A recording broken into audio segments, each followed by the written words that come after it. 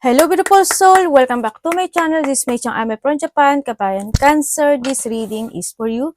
Tingnan natin ang iyong January 18 to 24, 2026. Maraming salamat muna sa mga subscriber, new subscriber, cross-watcher, at sa mga bagong pasok dyan. Welcome na welcome kayo sa bahay ni Ate Aimee. Salamat din sa nakataban ng puso niyo mga comments at sa mga nagpa-personal reading. Marami pong salamat.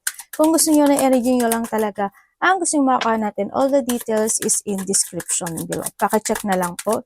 General reading tayo, Cancer, kunin mo lang ang sayo at itapon ang hindi naman sayo. Maring vice versa, energy mo, energy ng person mo, energy ng malapit sa puso mo, nangyayari, or mangyayari pala. Use your own intuition, lawakan nyo ang inyong isipan, ano man ang gender mo, ano man ang edad mo. Tandaan nyo lagi na wala sa baraha ang kapalaran ng tao. Kayo pa rin ang makapagpapabago nito. Gawin yung guide, yung mga warning na pwedeng lumabas sa baraha para magkaroon din kayo ng idea sa mga bagay na need to be aware, change of decision, or kung ano man yan. Pero kung gusto niyo na positive reading lang, hindi po itong channel na ito ang para sa inyo. Okay, tingnan natin. Okay, nandito ka sa sitwasyon mo na may mga bagay ka na iniisip, no? May mga bagay ka na nagkakaroon ka ng pag-iilusyon sa mga sitwasyon mo. Maybe you're waiting for something, yung situation na nagkakaroon ng plano sa iba naman sa inyo is maybe may mga sitwasyon na nagkaroon ng nag-take a pause situation. Maybe you're thinking something, you don't know how to proceed. Maybe sa iba, if you take it action or not, o kaya is deciding to stay or you want to go. Sa iba dito is, ano lang yon, para may hinihintay, no? Ako na nakikita sa'yo dito. And then also, nandito rin yung sitwasyon na may mga pinag-iisipan ka or may mga pinag-aaralan o pag-aaralan. Ako nakita, may mga pagsisiyasat na siyang sa isang sitwasyon into your life. Yun nga lang, medyo iba sa inyo is nalilito. Maaring nandun kayo sa point na yun. Kaya minsan nagkakaroon din siguro ng mga frustration sa iba o pagkalito lang ito sa iba. Nagkakaroon ng mga self-imprisonment, kumbaga. No? You want to create something into your life to be stable, but you are now going toward to a new situation into your life, Cancer, kasi andito yung stability na nakikita ko sa sitwasyon mo. And then andito rin na you will enjoy the fruit of your labor and success. Nandun ka sa point na yun, and nandun din may mga fun, happiness, and enjoyment. Andito rin yung getting together, magkakaroon ng mga getting together with your family, reunion, unity man yan, close relationship, or may mga situation na isa-celebrate. Yan, malaki man o maliit yan. Pero there's a goal also na nakikita ko na ma-achieve mo. Hindi siya ganun kalaki, pero there's a goal na ma-achieve mo siya. So nakita ko dito. May mga surprise parties event or may mga pinag-iisipan kayo na isang sitwasyon na maaring may mga gusto kayong puntahan, sa iba sa inyo. Sa iba naman sa inyo is coming home, may pag-uwi. Either uuwi ka ng Pilipinas, ng bansa, ng province, or kalapit baryo, or babalik ka sa place mo, or someone, is papunta sa'yo, or papunta sa place mo, pwedeng ganon, sa iba sa inyo. Ang nakikita ko rin dito is may tao na nagmamatsyag, or may tao na nag-i-spy sa'yo, or maybe you're spying. Kung kayo naman is in a situation na nahandun kayo sa point na in a social media situation, siguro may mga point lang din na nagkakaroon ka ng frustration, no? Yan. Basta as long as alam mo na nasa tamang path ka, kung in a social media ka man or hindi man, basta alam mo na nasa tama yung ginagawa mo, mag-move forward ka lang. Tandaan mo, it's up to you to make it happen. Kumbaga, the choices is always available is in yours. No? If you want to create something into your life, you need to choose a one path into your life. Natin sa sitwasyon na iyon.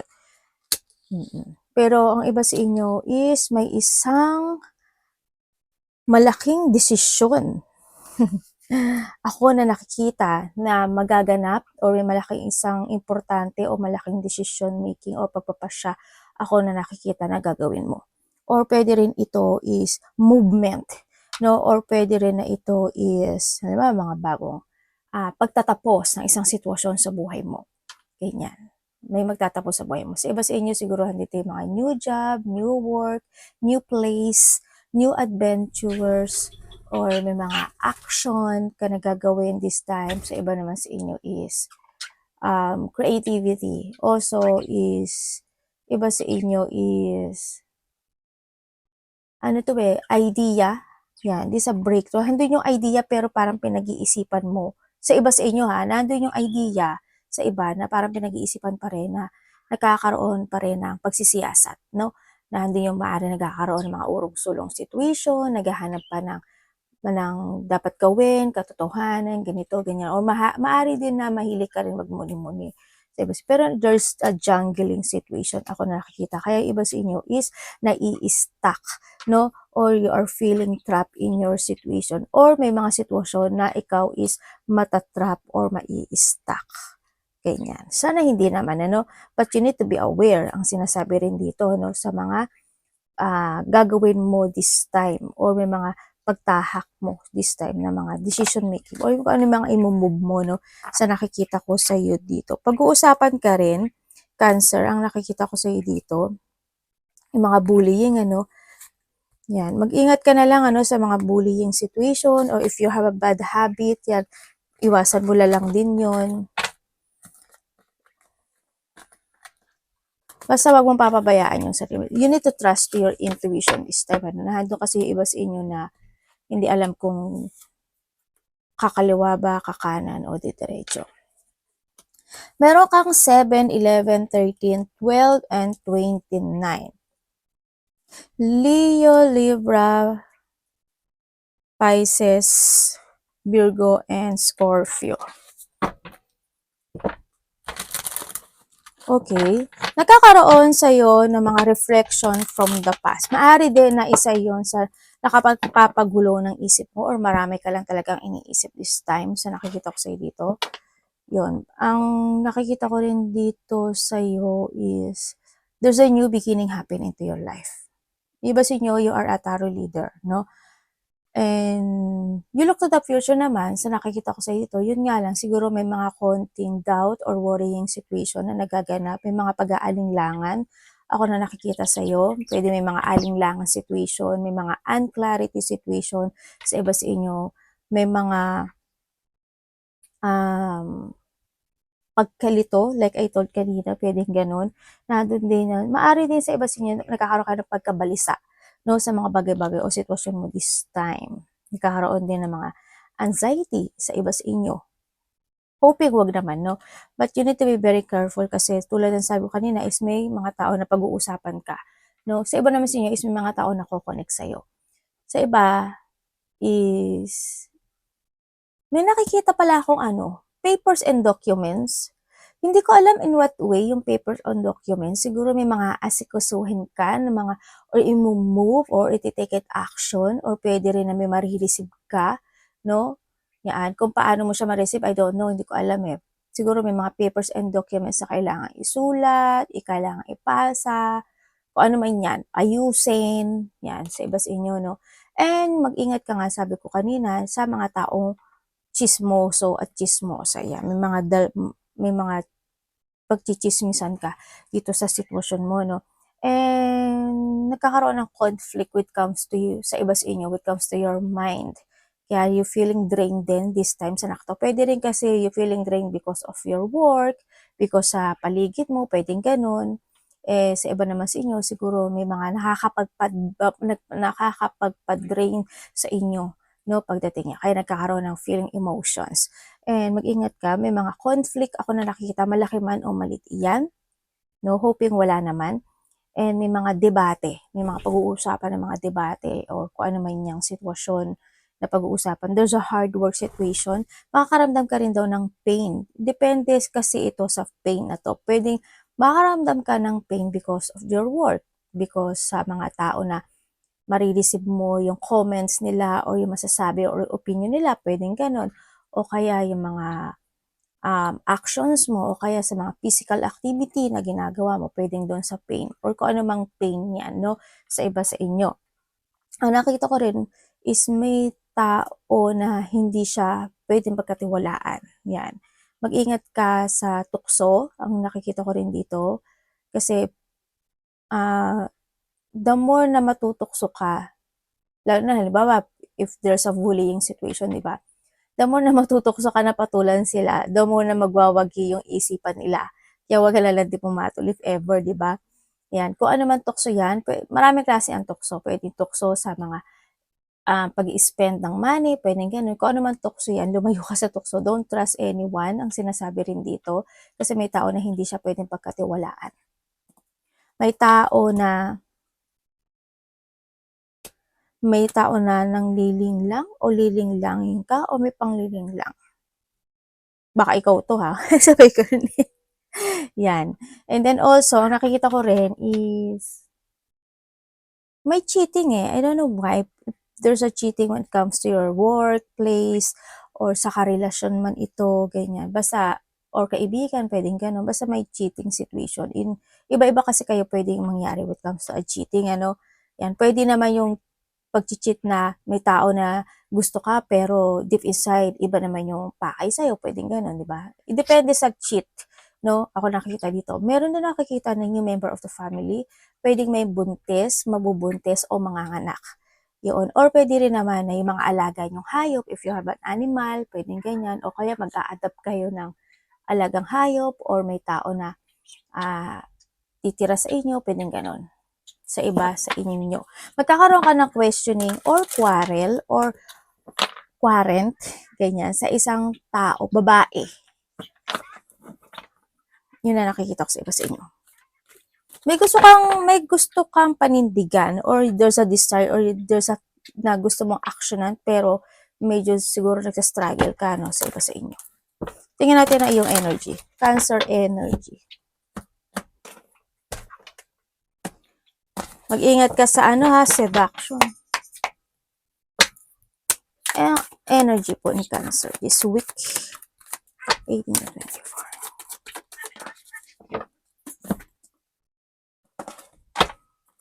Bakit? Ano ba yun? Galileo. Ganun. Okay, energy mo,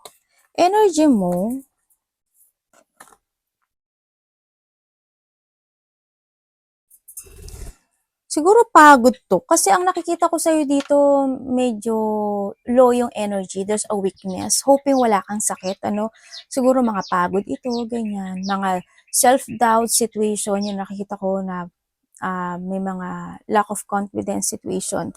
Ako nakita sa'yo, may mga konting lungkot din naman sa iba sa inyo. Yun na nakikita ko sa iba. Siguro nandun din yung konting kalungkutan or may mga false impression ako nakikita sa iba. Yun ang nakita ko. Medyo low yung vitality mo kasi dito sa nakita ko dito, no? I don't know why. Yun. Baka pagod itong nakikita ko dito. Kasi nakita ko lumalabas ka naman na you're strong dito sa personality mo or dito sa energy na to, no? Strong siya, pero hindi ko alam mo. Siguro pagod ka lang dito, no? Yan. Meron ako nakikita sa iyo na isang sitwasyon na magi-stop or matatapos, parang ganun. Parang magi-stop, parang something tumigil or titigil. Ganyan. Meron din ako nakita dito na something paglayo o pagbitaw or pagtanggal ng isang sitwasyon. Yun. Baka pagtatapos sa iba, no? Dito sa sitwasyon na ito. And then also, ang nakikita ko, there's a movement ako na nakikita dito sa iyo, no? Yan, may movement. Maaaring lalaya ka sa isang sitwasyon o bibitaw ka na o matatapos na isang sitwasyon. Sa iba sa inyo, Yan, magkakaroon ng releasing situation, Kasi andito na rin si King of Pentacles. Yun. Anak ba? Parating kay Cancer.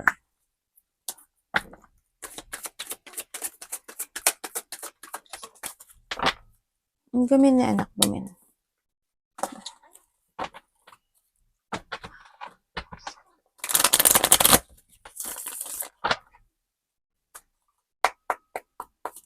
Parating po kay Cancer.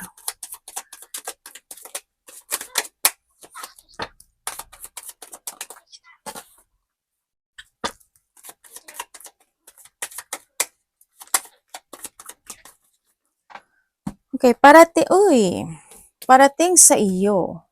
Parating sa iyo, siguro hindi to lahat may nakita kasi ako na hospitalization, maybe sa iba this is the past or kung may mga second pa na situation na pwedeng mangyari. Merong nakita hospitalization, check-up, doctor, or may confine. Yun ang nakikita ko. Baka may mga kailangan magpa-check up, baka ganun, or baka need to check up, 'di ba? Yun. And then also, ang parating sa'yo is nakikita ko sa'yo na there's a travel.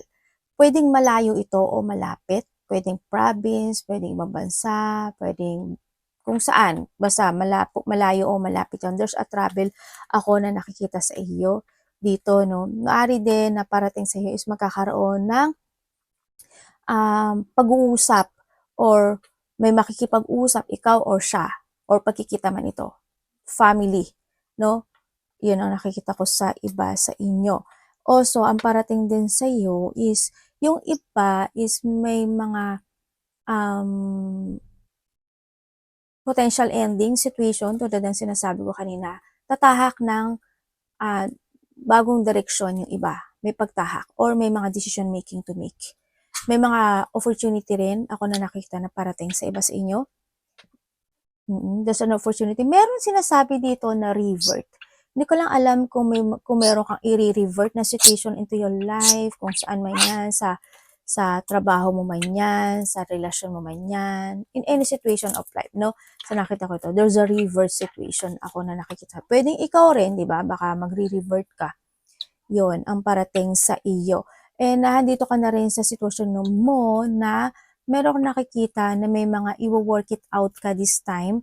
Maaring you are more on focusing and commit to develop something into your life, maaring sa talent mo, o kung may mga papracticein ka, o kaya may mga asikasuhin ka, ayusin, kukumpunahin, kung ano man yan.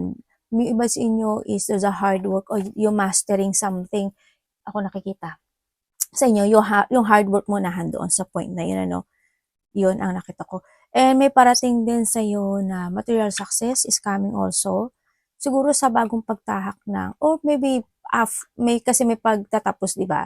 Siguro sa iba sa inyo is pagtahak ng bagong direksyon or pagtatapos ng isang sitwasyon. Kasi there's a material success, wealth, prosperity, ganyan. Ako na nakikita sa iyo. Magkakaroon na ng balance into your life. Anak, baba ka muna. Oo nga, no? Kasi there's a new beginning in life. There's a good news din ako na nakikita sa'yo, no? Yan, iba dito may separation. In what way yung separation? Iba-iba. Pwedeng relationship, pwedeng isa-separate mo yung sarili mo sa ibang sitwasyon, ganyan. Or someone is magse-separate sa'yo, magkakaroon ng kahit kaibigan, kahit kamag-anak, ganyan. Magkakaroon ng paghihiwalay, pwedeng ganun, ano? May pagtatapos. Anak, baba. Yan, may good news is coming, achievement is coming, ako nakikita. Also is my ending. May tao na makikipag-usap or makikipag-ayos or mayroong kang gagawin na isang sitwasyon na aayusin. Ganyan. May transformation sa iba. Tsaka may paglipat. Iba-iba kayo ng paglipat. Kung saan yan.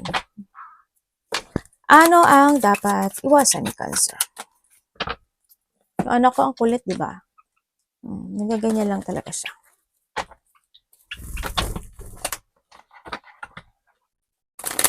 Dapat mo iwasan niya.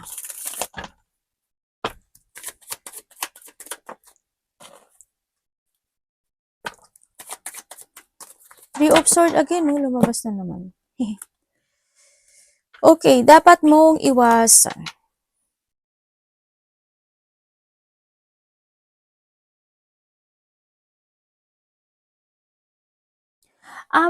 Hindi mo na iiwasan another message. May babae na makikipag-usap sa'yo. A mother figure. Yun. Hindi ko alam in what way susuportahan ka niya or magbibigay siya ng advice sa'yo. Basta there's may talking when it comes to a mother figure. Yan, may kakausap sa'yo mother figure. Ako nakikita dito. Pwedeng may ibibigay siya sa'yo or may ibibigay ka sa kanya, kung ano man yun, or vice versa natin, or tutulungan mo siya or tutulungan ka niya. Pwedeng gano'n. Okay, dito na tayo sa sa dapat mong iwasan. Okay, dapat mong iwasan. Siyempre, dapat mong iwasan yung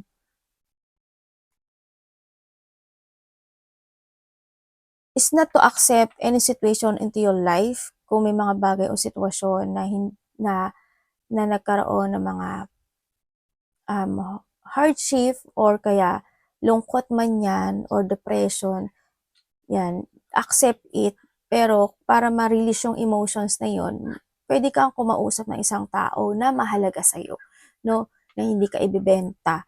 Yan, you need to share your problem if ever na meron ka man, yung mga painful situation mo. Iwasan mo na hindi ka makapag-focus sa pangarap mo sa buhay, yung sadness, frustration, yan, iwasan mo ma-imbalance ka. Iwasan mo rin is yung magpaabuso or abusuduhin yung sarili mo in some aspect of your life. Tsaka iwasan mo rin yung mas marami ang lumalabas na pera than sa pumapasok. Yan, baka ma-imbalance ka, di ba?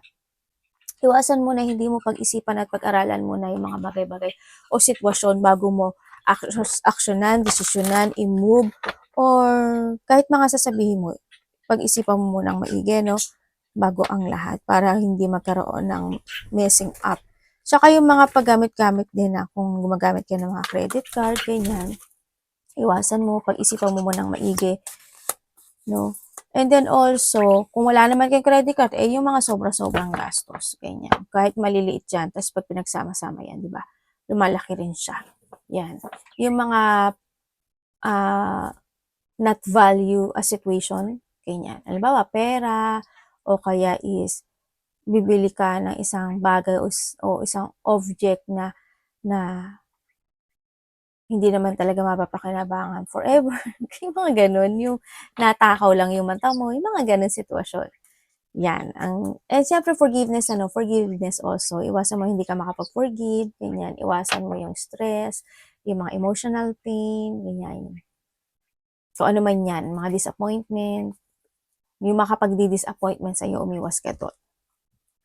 Tsaka wag kang gaanong magtiwala sa tao. Hindi ko naman sinasabi na basta you need to trust your intuition. Dito. Love, kapatid, anak, magulang, karelasyon, you need to see the fact kasi, no, pagdating dito sa sitwasyon mo. You need to see the fact of the situation in life. Kung okay ba siya, hindi, tama ba siya, o mali. Nandun sa point na yun, no? Yan natin. Love, Cancer.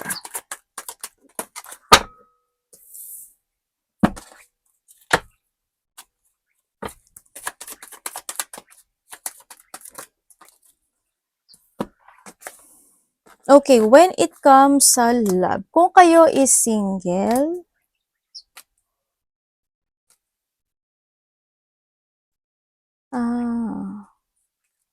kung kayo is single, may dalawang tao ako na nakikita sa'yo sa part mo, no? Isa dito is in a middle age at isa is bata or mas bata sa'yo maybe or pwedeng kaedad mo if ever sa iba sa inyo ganyan. May parating ako na nakikita sa'yo, no? And then also, kung kayo is nagkahiwalay nitong tao na ito, kung kayo sa kahiwalay, kasi may pagsisinungaling no? Dito. May pagsisinungaling, siguro lahat na sinabi niya sinungaling. Yan, nagkaroon talaga ng struggle, burden, problem in this situation sa nakikita ko sa'yo dito. And then, hanggang sa natapos yung relationship. Pero ang nakikita ko dito, alam mo ba, isa sa inyo is still interested pa rin dito sa relationship na yun. Yun ang nakikita ko dito. Isa sa inyo madamdamin or makimkimin ang nakikita ko rin dito sa sitwasyon. Meron din kasi dito isa sa inyo na doon pa rin manifestation na magkaroon ng pagsasaayos or want forgiveness. Yun nakikita ko na naghihintay ang isa sa inyo. Nagkakaroon ng frustration about this situation, gusto uli ng bagong panimula, pero mag-ingat lang din kasi ang nakikita ko dito is magkakaroong muli kung ano kayo noon, maaring maganap muli iyon ngayon sa mga nagkahiwalay. Same pattern, no, ang pwedeng maganap sa inyo dalawa. But you need to trust to your intuition. Mas mag-focus ka to love yourself more. If ever kung gusto mo talagang bumalik sa kanya, mag-focus ka to love more to yourself. Pero bakit ba? Pero nasa inyo yun. Life nyo yan. Diba? Yun na nakita ko sa mga nagkahiwalay. Kasi there's something hiding. Ako na nakikita dito. Magkakaroon kasi uli ng pang-aamo na magaganap dito sa relationship na to. Kung magkakaroon uli kayo ng connection, but isa sa inyo, isa doon pa rin yung getting together. Magkakabalikan kayo nito, no? Kung kayo naman is in relationship, kung magkaiba kayo ng energy actually nung tao mo, no? Nagkakaroon naman ng pag-uusap, ina-accept mo naman yung sinasabi niya or yung sinasabi mo, ina-accept naman din niya. Yun nga lang, hindi balance yung relationship. Maaring isa sa inyo is mahaba yung PC talaga, masyadong mabait talaga, kahit na alam mo na nagkakaroon ng pagsisinungaling yung isang tao or vice versa tayo, accept ng isa yung situation. Ate, may nagsisinungaling ba? Yes, may nagsisinungaling. Pwedeng may mga situation na hindi niya sinasabi yung totoo, no? Or may mga tinatago. Pwedeng ganon. So nakita ko, kahit paano naman, nagiging very responsibilidad naman yung isa, kahit na feeling burden, kahit na ganon, nahadun pa rin naman yung pinipilit niyang maging maayos or maging maganda yung relationship na to. Kahit na minsan, nagkakaroon ng frustration in this relationship. Parang nandun na lang siya sa wala lang, parang nagsasakripisyo siya in a situation of something, alam niya sa sarili niya na may mali. Alam niya sa sarili niya na may something, pwedeng ganun sa iba, no? Yun. Pwedeng may mga naganap na o nangyari na in the past na binabaliwala mo na lang, ano, sa iba sa inyo. Kung sa iba sa inyo is may third party dito, it's up to you. It's your choice. No? Nasa sa inyo yung choices na to. Kung ipagpapatuloy mo siya or hindi.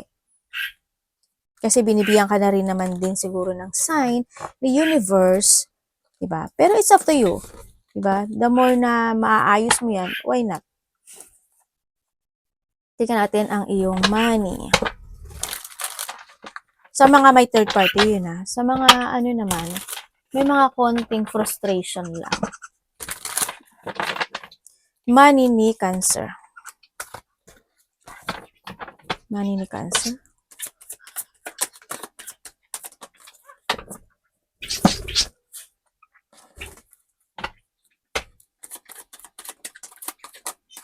Ano ba yun?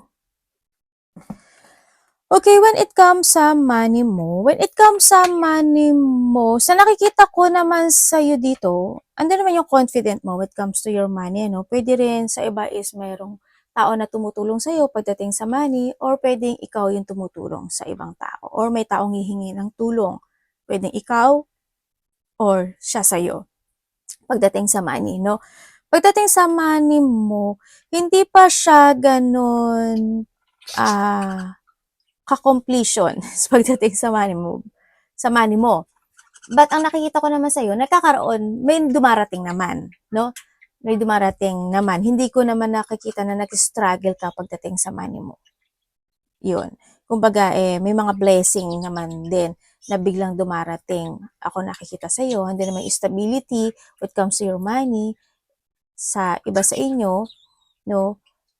Nakikita ko rin naman na kahit konti nagkakaroon ng recovery. Also, there's a recovery situation ako na nakita pagdating sa iba sa inyo when it comes to your money. Kasi meron tayong 10-10. No? Yun nga lang talaga, may mga time talaga ako na nakikita na parang na biglang paggastos, ganyan. Siguro hindi naman talaga maiiwasan. Biglang paggastos, biglang paglabas, ganyan, ng pera. Yun, medyo mabilis. Minsan kasi ang bilis ng paglabas, ano? Ang bilis ng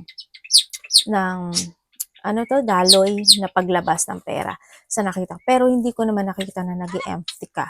hoping sa iba, no, hindi ka mag-empty. Pero iba sa inyo, magiging stable ka daw when it comes to your life sa bagong pagtahak ng buhay mo. Hindi ko alam eh. Siguro mag-abroad ka ba? Or may mga bagong trabaho ba? Or meron ka bang bagong tatahakin na isang sitwasyon into your life? Doon siya mag-uumpisa. Sa iba sa inyo ha. Yan. Sa pagbabago o pagsisimula ng isang bagay o isang sitwasyon into your life is doon magkakaroon ng successful. Sa iba naman sa inyo, nagsisave naman talaga kayo ng money. It's good naman din na hindi yung pagtitipid ng iba or kinakailangan yung magtipid sa iba ha. Advice.